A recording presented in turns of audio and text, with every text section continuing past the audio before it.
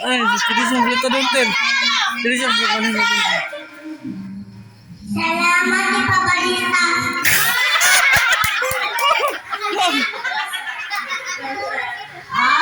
Imposible kayo. Inuhang kalintano, ah. O, sige. Inuhang ko sa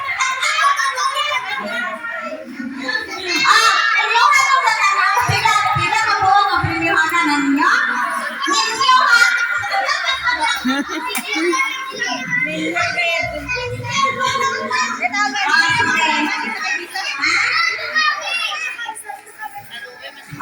Sige, ganiha. Kung saan po, sige, subukan ni Kuya Little, ganiha sa itong Trinity. Sige, kung Trinity ha, di ba, ningo na mo, nasa amahan, magduduhan. Kung saan ang trabaho sa Espiritu Santo? Sila ang nagabigin sa itong gugma. Sige. Nalagay sa luwa.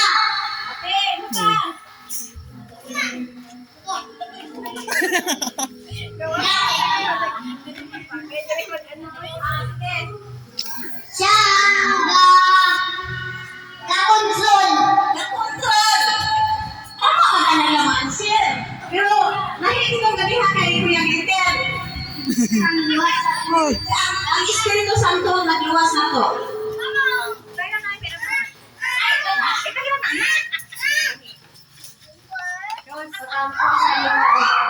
Pag-ampo sa Ginoo. Sige. Kung saan na ito trabaho sa Espiritu? Espiritu Santo? Nagagiya daw niya. Tama to ya?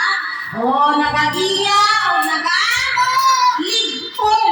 No? Nagligton sa tuang pagtuo. Ang Espiritu. Asa pa magpakita ang Espiritu?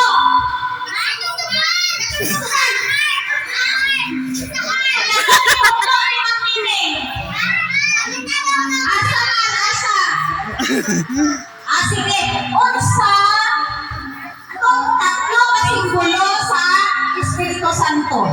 Tubig, kalayo. Puting kalapati. Okay, tubig, kalayo, kay kita, tubig, kalayo, o puting kalapati. Tubig, kalayo, o puting salampati. Tubig, kalayo, puting kasalampan. Tubig, kalayo, o puting kalapati. Tubig, kalayo,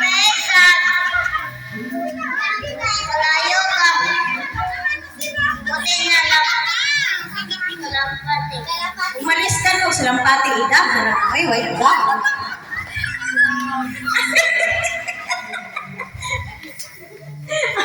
Okay, correct ka na.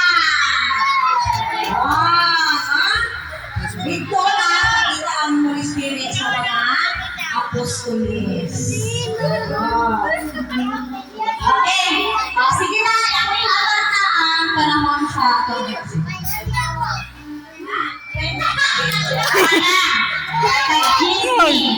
190 na ang atong baydanan. 100 ng atong nga baydanan. Okay, so congratulations sa atong nga mga winners. No, lugi ang mga ati, wala sila ka-answer. Okay, karon natapos din ang atong nga Bible quiz. Karon magatong ta sa song number na ihatag sa aton ni Zach, ni Saint, at ni Yael. Tama to? Tatlo to sila, no? Tagay na. Okay, si Saint, si Zach, o si Yael.